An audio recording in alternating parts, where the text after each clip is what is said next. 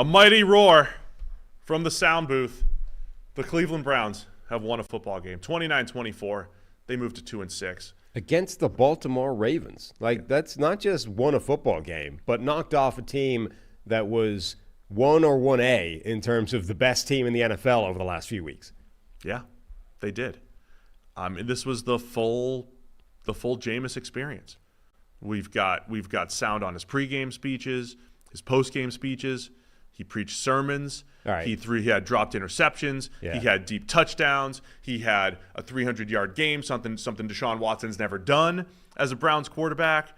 I mean, just the whole gamut of everything. He's only 1 touchdown away as well from tying Deshaun Watson in terms of passing touchdowns for the Browns. We all season we'd sit on here, we're like, hey, why is the offense down? Why is the offense down? Why is offense down around the league? Deshaun Watson. Jameis comes back 1 week. And Scott Hanson's like, thanks for joining us on Red Zone. Most touchdowns we've had all season. Mm-hmm. I'm just saying, you lose Watson, you add Winston. Here, I have the comparison. It's not even close. Wait, is he 2 touchdowns away? I thought he had another one. Well, he had 1 last week, so Jameis has 4 on the season. That's what I'm saying. Yeah, so he's 1 away from. You're calling out our graphics people for being wrong. Is that what you're doing there? No, this is Reed Winston week 8. Oh, week 8. Sorry, I just read week 8 against Watson this season. I just read this season. I thought it was like for like. Anyway, so he's 1 touchdown away. I do find it's funny though. So we've had to get rid of all the Deshaun Watson futility tweets because he's no longer there, right? No, but now there's a whole world of Deshaun Watson versus Jameis Winston tweets. Jameis Winston 300-yard games, 1 in 1 start. Deshaun Watson 300-yard games in 3 seasons with the Browns, 0. That's fascinating. Somebody else had the tweet. Where did I have that queued up? I forgot who actually had it. Flacco, Winston, and Believeland Brits podcast had this stat that the Browns have had a 300-yard passer in each of the last 5 games in the regular season and the playoff games, 6, that Deshaun Watson did not start for the Browns. So Watson, 0 300-yard games. And every single game that he hasn't started for 6 straight games with the Browns, they've had a 300-yard passer. That's how terrible he's been. It's unbelievable, really. And look, I mean, he had dropped interceptions too. We've got 1:08 left in the game. Browns trying to make the comeback. There's an overthrow. Kyle Hamilton drops the interception. I mean, that would have ended the game. And even if that happened, I would say Browns still look better. I mean, he had multiple. As you said, it was the full Jameis experience. There was one in the end zone that I saw, not trying to call out Seth Walder from ESPN, but it was his – sounds a lot like that's what you're doing. His tone in the tweet was like, Jameis has all day to throw, then throws it right to a Raven. Elijah Moore stopped on the route. There was like a miscommunication on the scramble drill there. So there's a dropped interception in the end zone for Jameis. There was a dropped deep ball by Marcus Williams. I mean, there was some drop. Like, he's got some turnover-worthy plays in there. There's a strip sack by Kyle Hamilton. But that's the thing, right? There was also tight window throws to David Njoku. There's the bomb to Cedric Tillman for the touchdown. Like, Winston has both ends of the volatility. Now, next week, he might have those 3 picks. He might have 3 picks. But he's given you a chance. This was the full Flacco. This was every game last year we were like, hey, Flacco made this decision and this decision. Got away with this one, got away with that one. But at the end of the day, you see Elijah Moore, Cedric Tillman, Jerry Jeudy, and David Njoku all finishing with over 5 catches, over 60 yards for all of them. Yeah. Get guys involved, and you create these big plays. Like, this was the point when everybody was sort of appealing to Kevin Stefanski every single week. Hey, are you going to make a change? You know, when is it time for Jameis? And he's like, no, Deshaun Watson's the guy. This was why, right? It's not that Jameis Winston is particularly good. He isn't. Like, he's not a great quarterback. He's fine. He's good, but go ahead. It's not that he's a particularly good quarterback. He is, at best, an average NFL quarterback. He will create a ton of negative plays, but he will also create the positive. That's the point, is that Watson was creating no positive plays, almost nothing, and was also making a bunch of negative plays. So you might as well throw in the guy that, he'll make some mistakes, but he'll also create a ton of positive. He'll raise, the level of everybody else around him just by throwing the ball YOLO style and giving people a chance to make plays. Some of it will be bad, right? Like throwing it into double coverage deep downfield, and it should have been picked off. That's not great. But overall, simply having a guy out there to just go, let's give this a shot. Number one, creates a bunch of positive plays that the other guy's not creating. And number two, massively spikes the level of vibes through the roof. And that's really the important part. Jameis Winston has just absolutely turbocharged the vibes in Cleveland. All right, throw it to the vibes. Let's go. Let's get to Jameis's pregame. I mean, when we talk about QB leadership and elevating those around you, who wouldn't want to play for Jameis Winston? Let's hear the pregame. Hang on. Opportunities come once in a lifetime. And with those opportunities, we have to make the most of it. Every one of us have an individual responsibility to go out there and fight for each other. Represent the names on your back, represents the names that's on your helmet. Well, we don't got no decal. So represent the Browns, all right? One play at a time, all right? Together. All right, here we go. 7 on 3. 1, 2, 3, family. Let's get it. I mean, he can be serious and motivational and funny all at the same time. Yeah, though not intentionally. That's the best part. Yeah. That's the best Jameis, part. unintentional genius. Yeah. I mean, and then he's just like, who wouldn't want to? You think Deshaun Watson's doing that? No. You think no, Deshaun Watson's firing the guy? I haven't seen one clip of a Deshaun Watson pregame speech. No, it's true.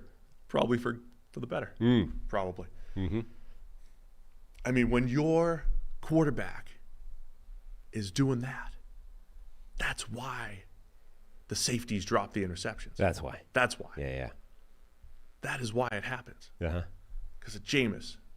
But Winston. the important thing is, I think, post-game. We really need to hear Jameis' take on the game. Tie it all together. Yeah. Let's go. Jameis Winston making your first start since 2022. The word you used before the game was unwavering. How do you describe this victory? Unwavering faith, ultimate belief, depending on the Lord, and depending on the Lord should have been first. He gets all the glory. Thank you, Jesus. Thank you for this win. Talk to me about your team and the way they showed up today. Coming off 5 consecutive losses, no one would have blamed you guys if you gave up. How did your guys show up this week in practice to get it done today against the Baltimore Ravens? One play at a time. We fought. We gave everything that we could possibly give. Thank you for the offensive line. Thank you for the defensive line of winning the trenches. And thank you for the Browns fans for coming up and standing up and helping us get a victory here at home. It's not often that you get another opportunity like you have just received in the NFL.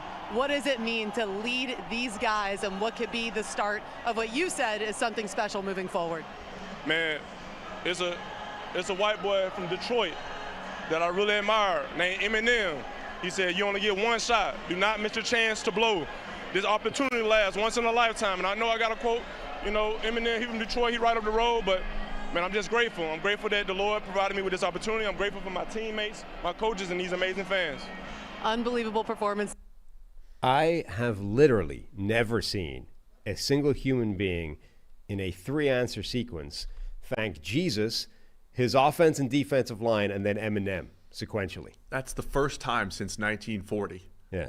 that's ever happened. I believe that's... NFL teams with a quarterback are 752 and 752 since 1940 in games in which quarterbacks didn't do that. And they're 1-0 in games in which the quarterbacks thanked Jesus, the trenches, and Eminem. I would go so far as to say that's the first time in human history that sequence of thanks has ever happened, right? We're getting close to Thanksgiving. People sit there, what are we thankful for? Jameis is the only human that's ever walked this planet, right? Billions of these people who've lived, died, etc. Jameis is the only one ever that has thanked Jesus, his offense and defensive line, and then Eminem. Yeah. His ability to morph from Sunday sermon to quoting Eminem was impressive. Masterful. Unbelievable. And that guy's been sitting on the bench in the NFL the last 2 years. Finally freed. Every stat that I put out there, hey guys, average depth of targets down, scoring's down. It's since he's been a backup. So I'm kind of torn between, like, on the one hand, it's great, like people like Tyler, right? He's been sitting there just crying his way through the season because the Browns have been a miserable cesspit, right? Now it's all good vibes. Jameis is bringing this back. It's like everything's good. So on the one hand, you feel great for people like Tyler because they're finally getting a W out of this, right? And the vibes are through the roof. On the other hand, like, this is not a feel-good story for the Browns organization. They were trying to start DTR. Jameis only out there because DTR hurt his hand. And we're like, I guess we got to turn it over to Jameis. Fine. I guess we'll do that. Why? has that been? Well, I don't know why that's been happening. Every step of the way, this organization has been shooting itself in the foot at the quarterback position. Like, obviously, the Deshaun Watson thing is its own, like, nuclear meltdown of train wreck. But then the solution to that, once they were finally, forced into it because of an Achilles injury, was, well, let's see what DTR can bring to the table. Whereas the answer has been staring them in the face all season, which is just give Jameis the keys. I mean, but it also, say what you want about the QB decisions. I made my take on I got to remember last week's show. I got to clip this because my take that I thought I was concise enough that you shouldn't judge GMs by their QB decisions. Right. Especially if it's just one or two, you should judge it by the rest. When the bad QB decision gets hurt, Watson, you see all of the other good decisions that the Browns have made. When, believe it or not, Joe Flacco and Jameis Winston are at the helm. When you put those guys at quarterback over the last 2 years, you have a much more explosive offense. Kevin Stefanski was coach of the year last year. You have Jameis putting up over 300 yards and 3 touchdowns. You have Cedric Tillman. Oh, look, they have a find in Cedric Tillman. Oh, look, Elijah Moore trade kind of looks smart now. Oh, look, Jerry Jeudy's catching more than one pass in 3 weeks. David Njoku is just like unbelievable. Oh, he's breaking out now when Deshaun Watson's not playing football. And you see the defense.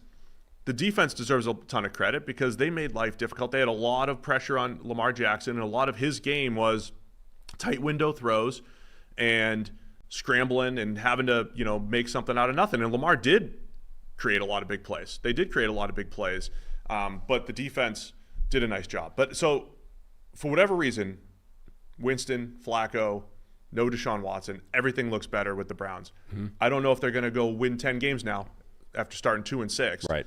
But they're giving themselves a shot where they had 0. This is the first time they scored more than just 20 points since week 17 of last year when, of course, Flacco was out there. It's impossible to overstate the futility of Deshaun Watson at quarterback. Like, it is a completely different team. And again, Jameis Winston, it's not like he's great. It will be, he's not, it's not like you're looking at the Bengals and like Joe Burrow is one of the best quarterbacks in the NFL. As long as they have him, they can win every single game. He's not that, but it's a completely different offense because Deshaun Watson was that bad. And we called the defense, right, going into this game. Like, don't overlook the idea that Deshaun Watson not being there will have a galvanizing effect on the defense as well. That's how badly he was playing on offense. The defense was a totally different proposition. They didn't get sacks necessarily, but Myles Garrett had a ton of pressure. Zadarius Smith had a ton of pressure. On the other side, Kyle Hamilton was spectacular for the Ravens. There were some defensive performances in this game, despite all the points, that were really impressive. Lamar was under pressure on 23 of his 47 dropbacks, almost half. Again, a lot of those were like Myles Garrett's winning, moving him off the spot, and Lamar's doing what he can to avoid the sack and create something. But Jameis was only pressured 11 out of 45 dropbacks. We talked about the Browns' offensive line being horrible. They weren't picking up blitzes and stunts. And so when I like to talk about isolating the quarterback, but then there's other times where it's tough to isolate and you look at the totality. In the Watson era, the totality of the offense was awful. And they weren't picking up blitzes and stunts. And he was under pressure and he was getting sacked 4 or 5 times a game. And Jameis is just sacked twice in this game. Yeah. And that's where the futility stats as a whole, Watson probably deserves more blame than even when you just isolate his individual performance. That's the thing. Like, the offensive line was not as bad as it was being made look by Deshaun Watson. Now, look, Wyatt Teller was back in this game, so they upgraded, right? Helps. But this offensive line, I think, will look better with Jameis at quarterback, who's not necessarily a particularly offensive line-friendly quarterback. It will look better than it did with Watson, again, because Watson was that bad. I have 3 things that I want to touch on at this game. You talk about, we're just getting started. I noticed things that, you like some of the things I noticed. Oh, I love hearing the things you notice. Yeah, what is it? 3rd and 14, bomb to Rashad Bateman. Loses it in the sun, drops the ball. Huge game, potentially altering play. Blame Jerry Jones. Huh? Blame Jerry Jones. I dare you. No. He also stumbled on that. I don't know that he actually lost that ball in the sun. And I think a couple of times yesterday, I think receivers have started defaulting to just – it was the sun. I lost in the sun. Sorry, my bad. I mean, it's just anybody that's played sports. Like when you throw a bad pitch, you turn, you look at the dirt, kick the dirt, and the dirt did it. Turf monster got me. Bateman's like, he stumbled, the sun. I lost it. He starts looking up. What can I do? Jerry Jones built the stadium this way. I can't wait. We're in Cleveland. That was an amazing play by Lamar, and Bateman screws him by dropping that. Yeah. Number 2, this was another, end of last play of the game, Hail Mary attempt. Lamar moves to right field. I think Za'Darius maybe is chasing him out there. He just sidesteps him, takes him out of the play like he's not even there. He's at like the 40 at this point, has literally nobody between him and the end zone. He's even closer, actually. He's at the 30-something. Nobody between him and the end zone. Now, obviously, there's a bunch of people in the end zone preparing for the pass.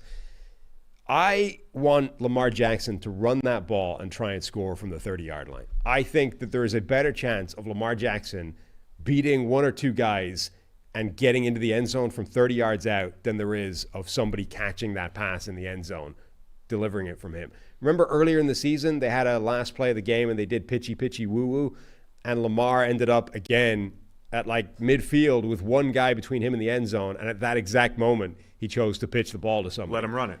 I want Lamar Jackson. Davante Adams described Lamar Jackson the other week as the best ball carrier in NFL history.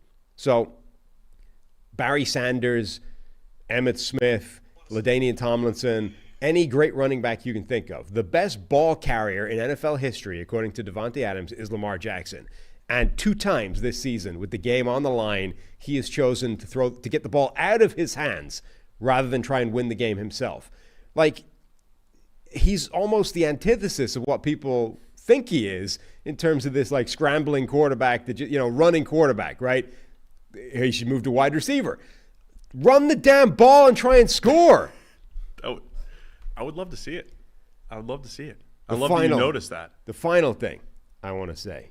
Have you seen the theory that's going around that the Taylor Swift fans have broken Justin Tucker? Have you noticed that let's back it up a step. Have you noticed that Justin Tucker's kind of crappy now? Yeah, when he was lining up for that one extra point too, he ended up hitting it, but he like got into his routine, right. Stopped. I watched like 3 special teams plays yesterday. This was one of them. Right. He goes up and it was like a golfer, like clearing the grass for him and everything. Swifties are strong, man. So that's the starting point of this. Justin Tucker seems to have become bad now, having been the best kicker in the NFL for years, right? Do you understand the connection? You know where this is coming from? Well, because he was kicking on the Chiefs' side of the. There you go. In their territory. So he was warming up on Kansas City's side of the things, and Travis Kelce obviously was the guy to take umbrage of that, grab his equipment, toss it out of the way. So the Swifties have cursed him, and now he can't kick. I mean, Churchill warned us about that. He said, "Don't mess with Swifties." Yeah. So that makes sense. Mm-hmm. Your observations are great. It's one of my favorite things. I hope you guys feel the same way. I can't wait to show up on a Monday morning and figure out what'd you see? What'd you see yesterday? What'd you bring to the table? Swiftie curse. Lamar should have run it in the last one. I love it. There's a name for it as well. I saw a tweet about it yesterday. There's a name for it. There is. I can't remember. There was one other key play here because we didn't talk much about Baltimore, but missed opportunities, all the dropped interceptions that we mentioned about Jameis that he got away with. As a Ravens fan, you're sitting here kicking yourself, missed opportunities. The other missed opportunity was fourth quarter, 10:44 left. Lamar has a wide open pass, but Myles Garrett bull rushes, I think it was Stanley, right into him and hit Lamar, and he missed the wide open pass. The Browns defense has this ability to leave guys wide open sometimes, right? They give up big plays, but sometimes the pass rush saved them. That was just an example of a pressure from Garrett essentially saving a touchdown. They also had 12 men on the field, so it would have been the play was negated, but it would have been a long touchdown if the throw hit. Mm-hmm. So Garrett pressure saved the day. Classic Flacco game for Jameis. Thanks for watching all the way to the end of our video. For more great content, click here to subscribe and here to watch another video. We'll see you again soon.